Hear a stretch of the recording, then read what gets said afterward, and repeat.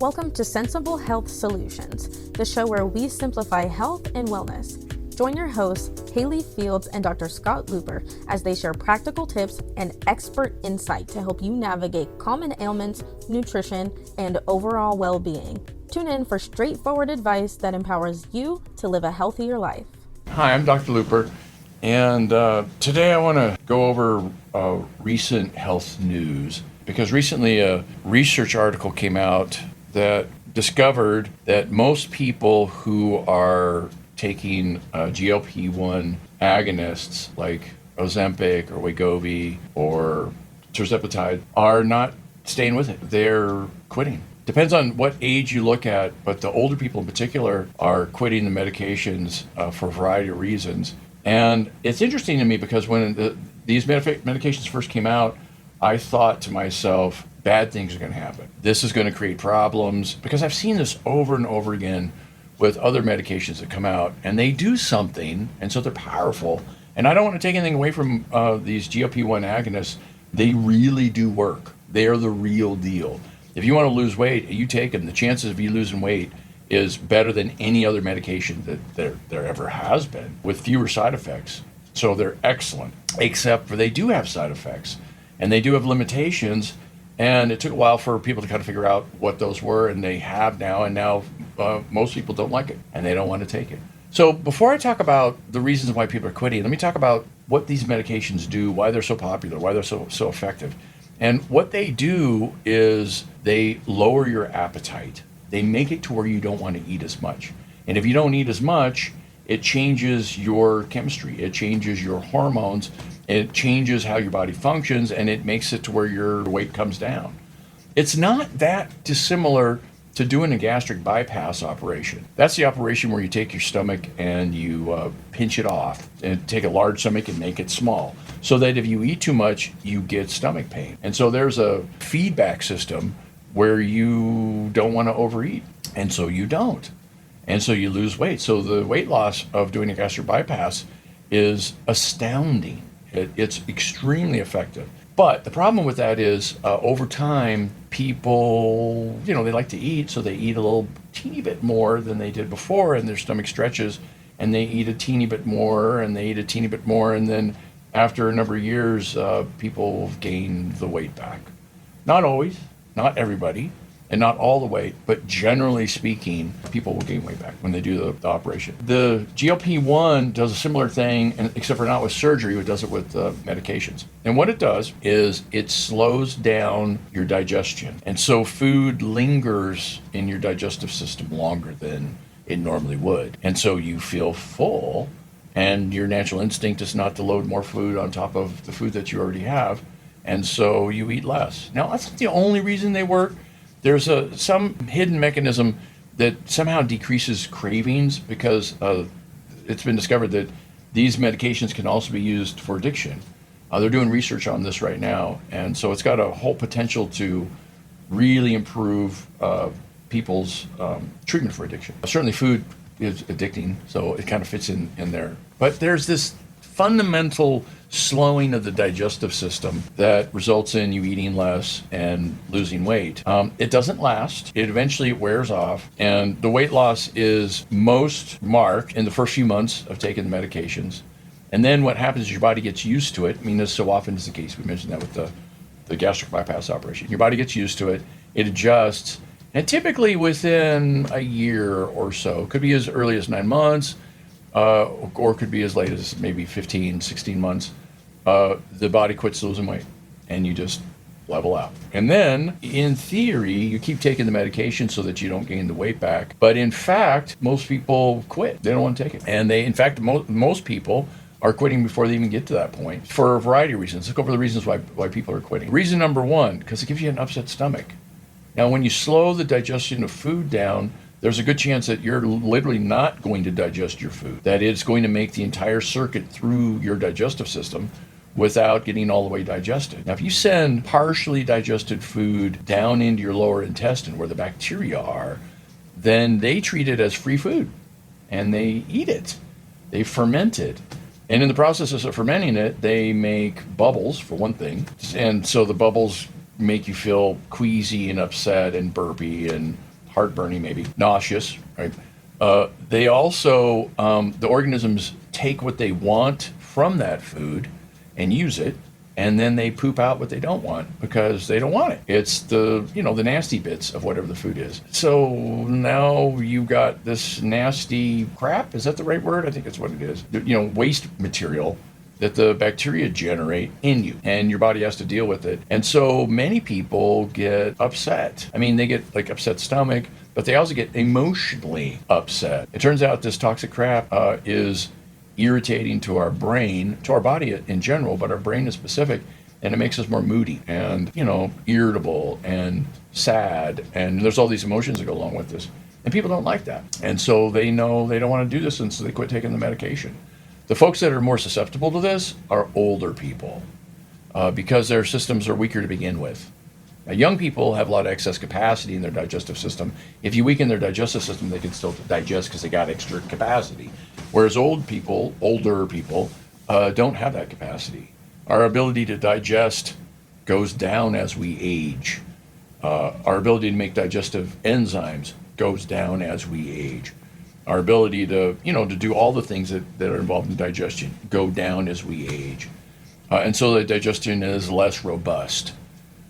Even with people who aren't taking GLP-1 agonists, it still is a problem. Lots and lots of folks that used to be able to eat whatever when they were younger, when they get older, they can't do that anymore.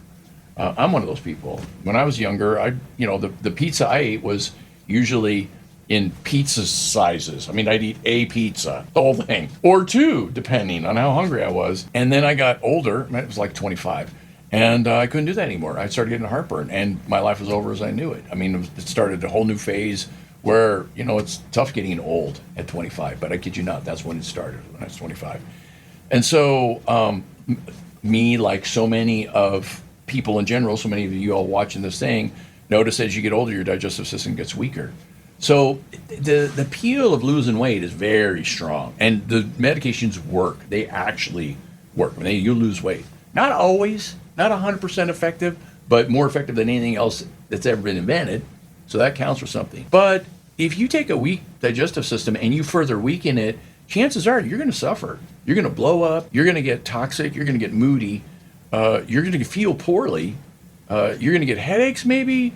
You're going to get weak. You're just going to feel bad is what you're going to do. And so people quit because they don't want to feel bad. It's not worth it. So another side effect, it's an effect, but it's kind of a complication of the effect. Remember, it's weight loss is one of the things that happen on these medications. Except for the weight loss isn't always exactly the kind you want. Because really what we want is fat to lose, but not muscle. But that's not actually what happens. A goodly portion of the weight loss that people experience on these GLP-1 agonists is due to muscle.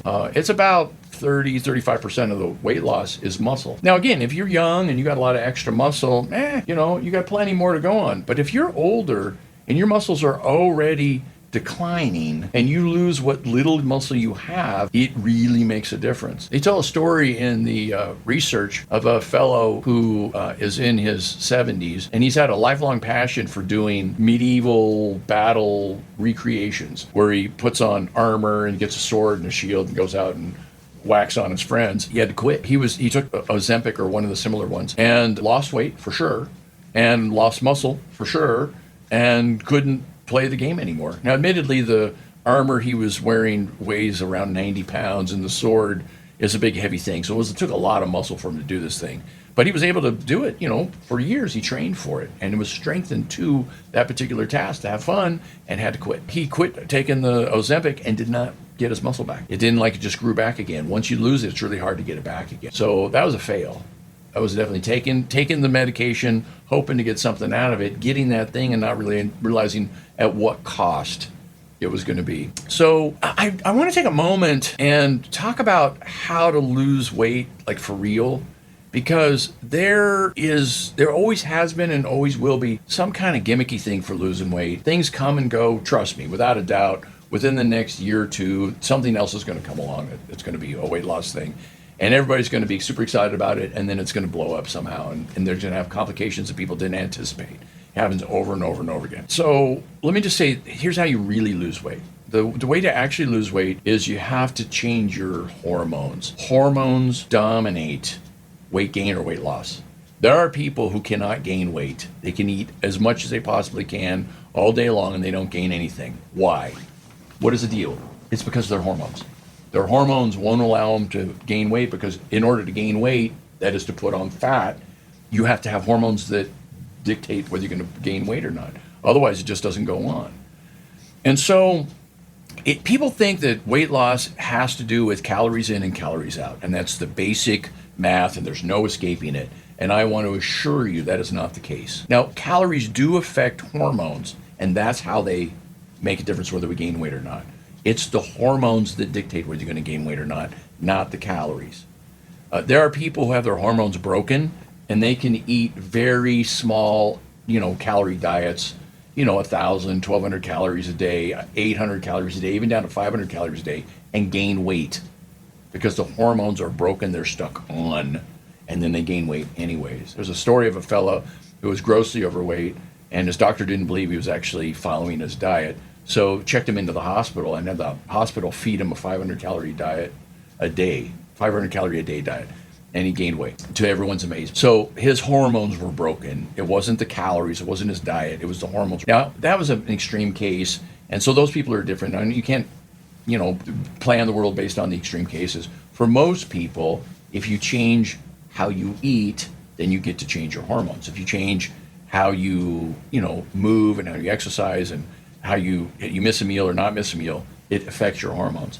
So the way to lose weight for real is to, go slow on this thing. Number one, you got to pay attention to what your weight is. It's much, much easier to gain weight if you don't pay attention to your weight and you don't weigh yourself because it's subtle and you can't feel it. It's much easier to lose weight if you pay attention because you're motivated to make whatever changes in your diet, in your lifestyle, by looking at the weight. If you look at the weight and you do so with the point of view of a scientist where you're just collecting information, it reveals what's hidden because otherwise you really don't know. You have some vague sense of it, but a vague sense won't actually help you. So one of the fundamental rules that I have for people who want to lose weight is you need to weigh yourself every day and graph it. Now the graphing part is because you get to see it. And when you see it, it's there in black and white. And it means something. When you put it down on the page, then it's real and it holds more weight and it influences what you do to a greater extent. Now it's not a magic bullet where everybody writes down what their weight is, or what the weight is, loses weight. It doesn't work like that, but the chances go up for you to lose weight if you weigh yourself, record it, and graph it. So the other thing is the key element with getting your hormones squared away is carbohydrates. Now y'all know this already. You eat lots of carbs, you gain weight, and you don't eat carbs and you lose weight. That's a zillion diets is what it is. It's not a matter of just avoiding carbs because you can avoid carbs and lose weight, and it's not particularly hard to do. Almost everybody will lose weight when you avoid carbs. The problem is what happens when you eat carbs again? Well, I'll tell you what happens. You gain the weight back and some. Carbs are delicious. Carbs are fabulous. Carbs make me feel good. Carbs are great. Now, I like carbs. Except for I eat too many carbs, I gain weight. So somehow I got to manage the carb thing. Now for some people, you just have to pull them off carbs and just leave them off carbs. There's no getting around that. But though that's a minority of people. A majority of people can do well with some carbs. Not a lot, but a little. And if the carbs are slow, if they're mixed with protein, which lowers the conversion of carbs into sugar, or fiber, same story. It slows the conversion of the carbs into sugar. Then you do better, and you can tolerate the carbs. So the carbs are a key thing, but it's not just simply a matter of avoiding them or not avoiding them. It's a matter of pacing yourself and eating carbs in slower forms that raise your blood sugars up less. Now, let me explain about the blood sugar thing. So when you eat food, your body breaks it down, and nutrients get absorbed and put in your bloodstream. With carbohydrates, the starches get broken down because they're long strands of sugar and they get all cut up into small little bits of sugar. The sugar gets absorbed, gets in your bloodstream, and your body has to make a decision. Either it needs to burn those calories, the sugars, or it needs to store them. Now, if it's going to burn them, then it's going to release a hormone called insulin-like growth factor. And if it's going to store them, it's going to release a hormone called insulin. They both lower your blood sugar. So the insulin-like growth factor is like insulin. That's why it has that name. And insulin is the famous hormone. But they're both useful. Now, what I'm saying is an oversimplification of the system. There's a lot of subtlety to it. And if I go through all the complexity of it, there's no way we can do this video in a half an hour. So I got to simplify this thing. So bear with me. Everything I'm telling you is true. It's just there's some complexity to it. But the basic truth is this. When you eat something and it gets converted into sugar and the sugar gets into your bloodstream, your body has to decide, we're going to burn it or are we going to store it? Now, how it decides that is whether the shallow stores of sugar are empty, not empty, but lower, or full. Now, if the shallow stores, that's the kind of sugar we use, from minute to minute, day to day, right? If those stores are low, well, clearly we take that sugar and we pack it into the hopper to fill the stores back up. Now, if they're full, we're good. We don't need any sugar. We're good. We got it right here. We should take all the sugar and pack it into fat and store it for a rainy day. So with that in mind, I'm thinking I would rather burn the calories rather than store them. And so then the question is, well, how can I deplete my shallow stores of sugar? And if you think for a minute, you think, well, exercise. Yeah, except for here's the problem. We are all of us freakishly efficient. And so in order to significantly lower your shallow stores of sugar by exercising, you have to exercise a lot for a long time. Now, there's a little piece I missed here, which is the shallow stores of sugar are mostly in the form of glycogen. And glycogen is easily converted into glucose, and it's stored in your liver, and it's stored in your muscles. And so if your glycogen is ready, like to burn right now, and so as opposed to fat you have to go through a bunch of changes to be able to convert it into calories. It takes a while. With the glycogen, you can do right away. So if you want to deplete your glycogen levels and you're going to do exercise, then what you need to do is you need to run about 90 minutes. And that's about as fast as you can, like aerobic maximum, cranking hard, going down the trail, going down the road or the track hard for a long time to really get the depletion enough to really trigger this shift in your hormones. Now, that's crazy. Most people are not going to do that. Few people can run that long. It's just really hard on your body. Most people just literally can't do it. So what about riding a bike? It's easier. It's gentler on your joints. So how about riding a bike? Yeah, that'll work. Except for you have to ride a bike like a racer. You have to go up big hills and go as fast as you can and just crank really hard for about 3 hours. Yeah, that's not going to happen either. What about just hiking? Yeah, hiking will work. You got to hike vigorously up and down hill and dale for about 5 hours. Okay, now that's a lot of hiking. What about if I just do regular life and just, walk around and do stuff just like normal people? Yeah, that's about 18 hours. And they're all the same. They'll all accomplish the goal the same way. And the 18-hour one, yeah, there's a name for that. That's called intermittent fasting. What you do is you miss a meal. And you run your blood sugars out. And you upregulate the insulin-like growth factor. And that's why intermittent fasting works. It's because it changes your chemistry. It changes your hormones. It changes how your body processes sugar. It's not like you set it once and it's set forever. Once you jiggle the system and get the insulin-like growth factor up and running, it tends to continue to run that way. And then so every so often you need to give it another jiggle and kind of upregulate that particular system. And so to miss a meal, it works better if you do it, a couple times a week. Now, if you break your fast, your 18-hour mini fast, with carbohydrates, it ruins it. And it doesn't work, mostly. It maybe work a little bit, depending on who you are, but generally speaking, it just takes it away. It just doesn't work. You don't lose any weight. You don't change your chemistry. So let me be more specific. You do this thing where you miss a meal. Let's say you miss dinner, and you go to bed hungry-ish, and you wake up hungry because you haven't eaten since last lunch, and you have a plate of pancakes. Forget it. It's just the whole system's ruined. It doesn't work. If you're going to get it to work, you got to avoid carbs that first meal. So you can have eggs, and you can have, yogurt or a piece of cheese or some kind of protein thing, and some kind of vegetable thing, something with fiber in it. But you start doing sugar, significant amounts of sugar. Let's say you get a glass of orange juice. Oh, that's healthy. It's from oranges. Mm-mm. It's sugary, and it throws you off. It puts too much sugar in your system and screws up the hormone shift that you're looking for. Now, if you miss not just a meal, but let's say a whole day of food, then that's a stronger stimulus to the insulin-like growth factor system, and so it's upregulated for longer.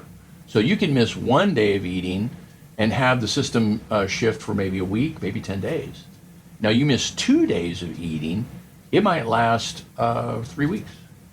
So the longer you go without eating, the deeper the stress is on the insulin-like, or rather the short-term sugar system, the more insulin-like growth factors upregulated, the more that becomes your go-to system.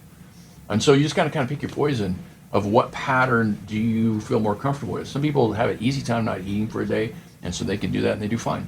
Other people suffer intensely if they miss any meal. And so for those people, maybe, if they're young and fit, they could just do exercise their way into it. That's a thing. You could just exercise a lot occasionally. And if you're not, then you can miss a meal, and then you kind of pick which meal you're going to miss. Now, most people will pick breakfast because it's easy to miss breakfast because your blood sugars come up anyways because you wake up and the cortisol levels naturally bring your blood sugars up. It's called the dawn effect. And so that's an easy one to miss. But come lunchtime, they're starving, and they'll eat some kind of carb thing. So the trick is not eating carbs. Now, talk about tricks. The thing is about doing any of this stuff is if you are going to wait until you're in the right mood to do it, you'll do it occasionally, but mostly you won't do it. The better way to do it is to set up a system. Now, will you always follow the system? Not necessarily, but mostly. If you're serious about losing weight and getting healthy, the chances of you doing that go up if you set up a system. It's in the same kind of strategy as weighing yourself and writing it down. It increases the chances you're going to follow the program. Now, all of us have willpower. And nearly all of us expect more out of our willpower than we're able to do. It's hard to be perfect. It's hard to have your willpower be the thing that's there all the time. Now, there are these strange, weird people that I hear about that are able to do things just by setting their will, but I don't hardly know anybody like that. I'm certainly not that way myself. Now, I have excellent will for minutes at a time, and then I don't. My willpower is limited. There's something about the way my brain works. I don't have an unlimited amount of willpower. It just quits. It's like I don't have an unlimited ability to pick up heavy weights. And I can pick them up, and I can hold them for a while, and eventually I get tired and I drop them. Same with my will. I can hold up for a while, and then I drop it, and I don't want to do that anymore. And I come up with a reason. There's no end to reasons. I come up with a reasonable, rational reason. At least at the time it seemed rational. Later I think, what was I thinking? But at the time it seemed reasonable. So for me to have to use my willpower as a strategy, it sucks. It doesn't work. It just, if it worked, I'd say this is what we should do, but it doesn't work. What's better, what actually works, is setting up a system of living. We've talked about this before in the show, where you get up in the morning and you eat breakfast. And you eat the stuff you have for breakfast because that's what you have. You bought it. And that's all you have in the house is the healthy things that you bought. The time to use your willpower is how you push the cart through the store. You don't let the bad food get in your cart. And so in order to do that, you can't go shopping hungry. It's already hard enough to not to put bad food in the cart, but you have to not be hungry. And then it's way easier. And so you select healthy food, and that's all you bring into your house. Now, there's tricky situations where you have all these kids and you have a husband and they don't want to do the program and there's the bad food in the house. So then you have to keep that in mind and then change the system and come up with another system to deal with it. I have a 10-year-old who loves candy, and he went trick-or-treating and got a big giant bag of candy. And that big giant bag of candy got thrown into the silver bowl that sits on the top of the refrigerator. And that bowl is basically nothing to me. I don't think of it as anything ever to eat. I don't look in it for anything because I can't eat anything in that bowl anyways. It just goes off the radar. Now, is that willpower? Kinda. It's kind of like a delusion where I just take it off the radar and don't think about it. So some of it's maybe a teeny bit of willpower. Most of it's just a force of habit. And so, like that, you set up these systems in your life. And honestly, the best person to do that is you, because you know yourself the best. You just have to tell the truth and do the best you can to set the system up. You run it for a while, and then if you're, from time to time you check, and is it working? That's where we're back to the weighing yourself and graphing it. Because if your weight goes up and down a few pounds every day, up and down, but over a period of a week, if you got a trend going, then you could see it. because we have an amazing ability to be able to see patterns as a species. And after a week, especially after 2 weeks, you can see exactly what the pattern is. Typically after about 5 days, you can see whether you're losing weight or gaining weight. Now, the best way to do this, the way it works the best, the way you can keep the weight off and just live that way, is you make small changes in your life, not huge ones. Sometimes they're big, but they're not the kind that blow you up. They're the kind that you can do, and you settle into them, and they just become normal. So let me say it another way. I don't put any patients on diets, but I teach people how to eat. Because if I put them on a diet, then you're on a diet and you lose weight, and they work. Diets work great. And then you quit your diet and you gain all your weight back. Not always, Dr. Luper. No, you're right. Not always. Only 98% of the time. Yeah, 2% of the time, it'll last. That the percentages are too low. It's not worth doing. If anything fails 98% of the time, I'm not doing it. And there it is. I'm not doing it. So what really does work is you set up a pattern and you live that pattern. And then eventually you settle into the weight that you really are. You lose weight gradually, a pound or two a week, and then eventually you plateau out. Now, for most diets, the plateau is the enemy, but not in real life. It isn't. The plateau is the goal, is what you want to see. You want to see what the plateau is, because that's your real weight. And then if your plateau is great and everything's hunky-dory, then good, we got to figure it out. If it's too high, I'm sorry, we have to adjust the pattern again. You have to change it. And then honestly, this is the thing you'll do the rest of your life. You'll look at how you live, and then you make adjustments in it, and then see how the adjustments come out. Because you're not a still target. You're a moving target. Because all of us age. All of us change. All of us have, stress or not stress that affect us. And so we have to kind of bob and weave in terms of setting up a lifestyle that works for us. Now, is it worth doing? You bet it is. Because this is the road to happiness. This is a road to confidence. This is a road to be able to go through life and feel like I can do this. I can handle it. And when we were kids, we just did whatever and it kind of worked. Or not, but mostly it just worked. And it was easy. Now it's not anymore. Now we have to think about things. Thank goodness we got a brain and we can think about it. So it's helpful if you got a coach, somebody who's done this before, somebody to give you pointers and advice, because I can't say everything that there's to say in half an hour. But if you can get some kind of outside eyes and give you some ideas about how to do this, you're a leg up. So that's what you should do. You should get a coach. And the thing that a coach is going to do is going to teach you how to be a better coach for yourself than the coach. Because no one's going to be able to adjust your pattern better than you. If you just do what other people say, it's like, man. But if you can figure it out and you own it and it is your thing, it's got power. And you think, I can handle this. I can do this thing. Now, we could take this weight loss conversation and we could change it into, dealing with pain or dealing with despair. And it's the same kind of thing. What you want to do is you want to change the pattern. Now, sometimes you're going to come in with something that's a crutch that's going to help bust you out of the pattern. Some kind of medication, maybe. Some kind of, thing that you do. You go to the spa or the sanatorium or I don't know what. Or you take Ozempic or some other kind of GLP-1 agonist. And you use that as a way to change your life and set up a new pattern. But you don't have the idea that this is going to fix me, I'm going to take this, I'm going to lose weight. Because if you have that idea, you're going to be disappointed. Yeah, chances are you're going to lose weight. And then you're not going to lose weight, and then you're going to gain the weight back. Or you're going to suffer the side effects of whatever the medication is. And for most people, it's too much. In reality, most people won't do it. The percentages run between 60 and 65% of people who start these medications quit because the side effects are too high, because there's something in the way that this doesn't work for them, whatever it is, the cost even, right? So it's going to work better for you if you're going to do these medications, and they're like anything else, they got a plus and a minus to them. And if you might be one of those people that it works really well on, and you get a lot out of it, and you lose 30, 40 pounds, maybe maybe more even, and now you got to figure out how to live for the rest of your life like you did when you were on the medications, and you use that as a stepping stool, as a boost to get the pattern going. That's about the best way to do it, is right there. Unfortunately, very few people do it that way. Some do. It turns out the percentages comes around 15%. 15% of people use the changes that they get fostered on them by the effects of the medication, and then they settle into it. They start living that way. It becomes their new lifestyle, and then they can pitch the medication and they don't get the weight back. That's a thing. It can happen. Doesn't happen mostly, but it's an option. It's a way to do this. So that's what I recommend.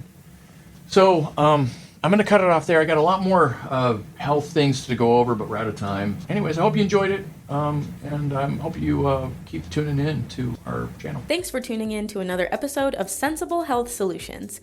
We hope you found today's discussion enlightening and packed with practical tips to enhance your wellness journey. Remember, small changes can lead to big results. If you enjoyed the episode, don't forget to subscribe and leave us a review on your favorite podcast platform. Your feedback helps us bring you the best content possible. Stay connected with us on social media for more health insights and updates. You can find us at Sensible Health Solutions across all social platforms. Until next time, stay sensible and stay healthy. This content is for informational purposes only and is not a substitute for professional medical advice, diagnosis, or treatment. Seek medical advice from a healthcare professional for any medical conditions.